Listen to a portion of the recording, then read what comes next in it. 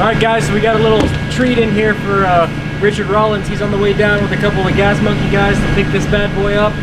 They're building a truck in 1 week, so they started this morning. It's Monday.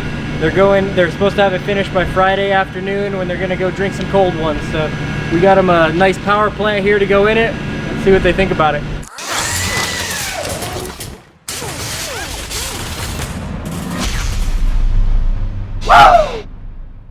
Alright, so I know it's been a long time since we've done a shop truck update, but we've just been so busy, we just hadn't had a chance with LS Fest, and right after that we went on that Good Guys road tour.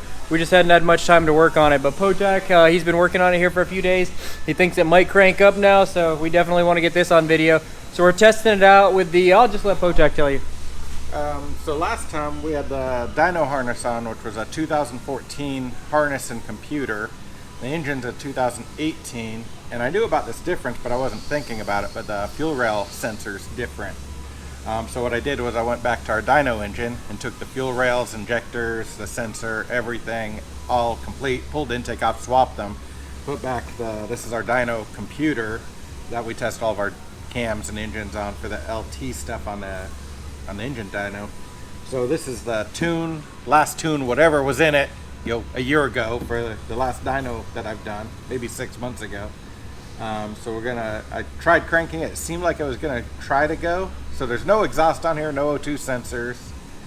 It'll be a little bit loud. It'll probably blow some smoke out. So we'll see what happens. I don't even know if the throttle pedal will work. We just kind of slapped it together to see what happens.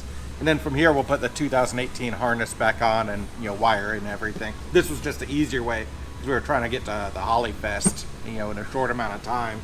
And of course that didn't happen because, of a little bit of a mismatch, but I think it should work the way it is. What do we got going on down here? The new radiator has a pinhole in it.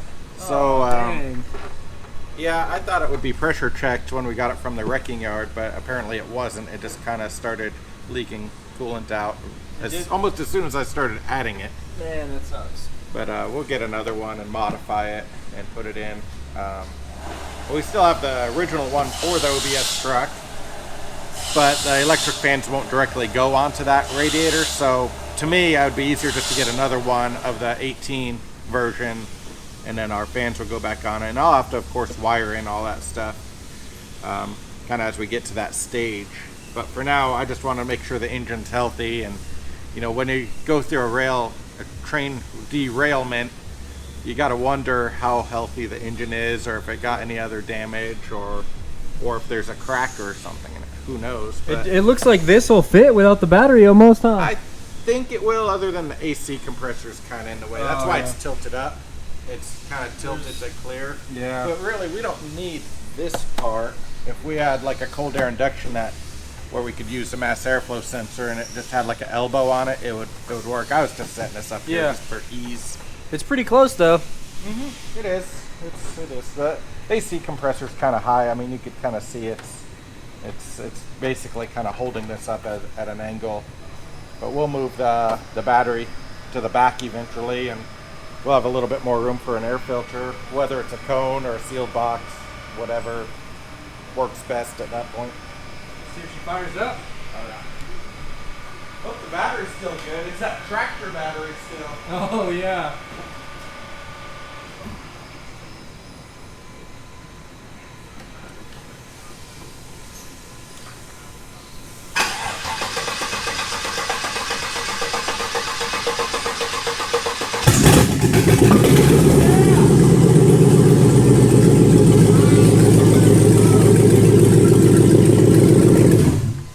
That's how we're gonna go. It has some oil in the engine. Hey, she fired up. Did fire up though. Took a little bit to crank to start it, but I think it sounds healthy. Heck yeah. And I can't look at oil pressure. I guess I could plug in a scanner and look at it on HP tuners next time. Nice, man. She's getting closer and closer. Can't wait to get her on the road, try out that new suspension. But well, there it is, first fire up. It's good. Sounds good. A little smoky in here, but hey, that's expected when you're firing something up that's had our hands all in it and on it. I suspect this engine was upside down for a little bit before they extracted it from the rail car. She's got some oil in the top end. But the intake had oil in it, just dripping out the whole time I had the intake off. So I kind of let it, drain out on its own. But of course, we had the pan off, so we had to put fresh oil in and stuff in it. One thing I do want to check is I want to get my HP tuners and just check the data stream and make sure it has oil pressure, because the ECM knows what the oil pressure is. So versus plugging in a gauge and running it, wiring it right now, I'll just look at the scan data and see what the oil pressure is. I'll just start it up kind of off camera and make sure it has, whatever, 60 or 70 PSI, whatever it's supposed to be, cold start. And from there, I'll trust the engine, and then we could put the original harness back on it, the original injectors, and kind of finish up our wiring. Nice. So the reason we just kept going with the dyno harness is we were so close to firing it up. We just want to make sure the engine was all good, everything was good there, and because that rules out one problem. We know it runs, we know we can get it started, so when we get the new harness in, if there's any issues, we know it's not on the engine side. Now it's time to get this harness off. We got to pull the intake back off, put the new injectors back in it, and yeah, so we'll leave you guys with a little time lapse and some good music to watch this part.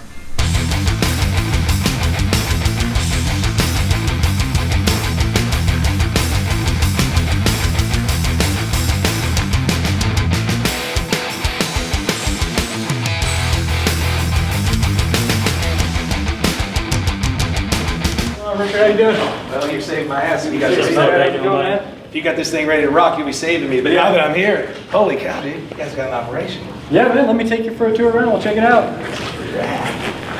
Yeah, so we went with a L83 for this out of a 2018 truck. Got the whole setup out of a truck that derailed the train when they were leaving GM, totaled all the trucks, and we got this whole setup out of it. So that's cool. Should be a good runner. We'll do this, then we'll do heads cam. We want a dyno in stock just to get a good baseline number, and then do all the heads cam, intake, all that, and see where it goes from there. Super cool, man. I've seen your cars on the track. That's rad. Yeah, for sure. Got a couple of them here. So the twin turbo Camaro, and then the record-holding 5th gen stock bottom end LS3 car there. That is cool. That's my kind of race there. You take it down on the street, beat people up. Shoot, I wish, man. The turbo car drives like a champ. Cams here in house. All the cylinder heads are done here in house. The castings are all poured in the U.S. And we bring them in and finish out all the machine work here. This is a hell of a lot of people in the team, man. Yeah, we got about 60, 65 employees right now. Wow. So these two do all the cam grinding right here. The newest state-of-the-art CFC cam grinder. Oh, no, they are. Over here they take care of all the blocks from boring it out, loading, all that stuff. Right over here we do all our resleeve on one of these two bench-joint machines here. And that's what we're doing. What are your sleeve Yeah. So basically, you start with a factory block, factory sleeves. We cut them out, and then we put in our hardened sleeves here, interlocking. It gives a ton of strength and rigidity to the side. And I mean, we got people making 1,600 horsepower with these blocks. With a 4-bolt block, with the half-inch head studs, they don't lift the heads or anything, so they get big power going fast. That's perfect. It's all tested on the flow bench as well as here on the dyno. So you said the motor you made for us, you already tested, so what are we running? Right around the 675 mark is what you're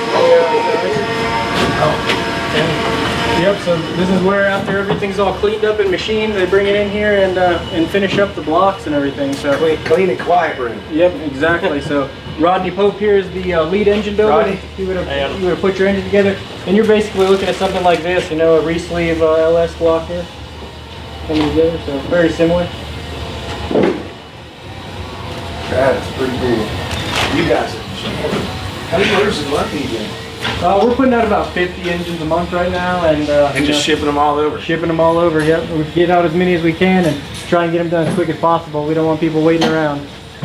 That's a lot, man. You guys are killing it. All right, where's this motor of ours? Watch out. There we go. What?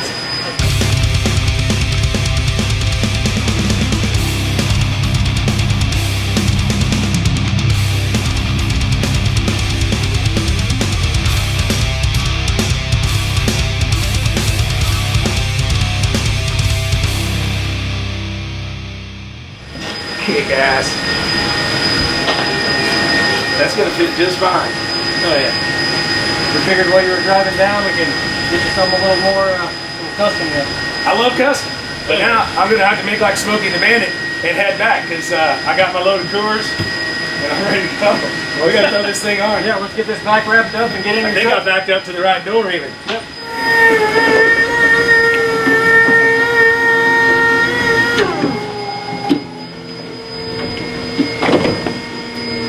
Ready to make some power, Richard? Hell yeah, I am. Right on. Thanks, guys.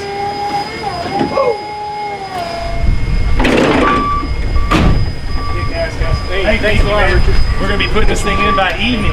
Heck yeah, can't wait to see this bad boy in there. We'll be in by morning. It'll be on wheels. Woo! Thanks a lot, guys. Take it easy, man. You guys have a good one.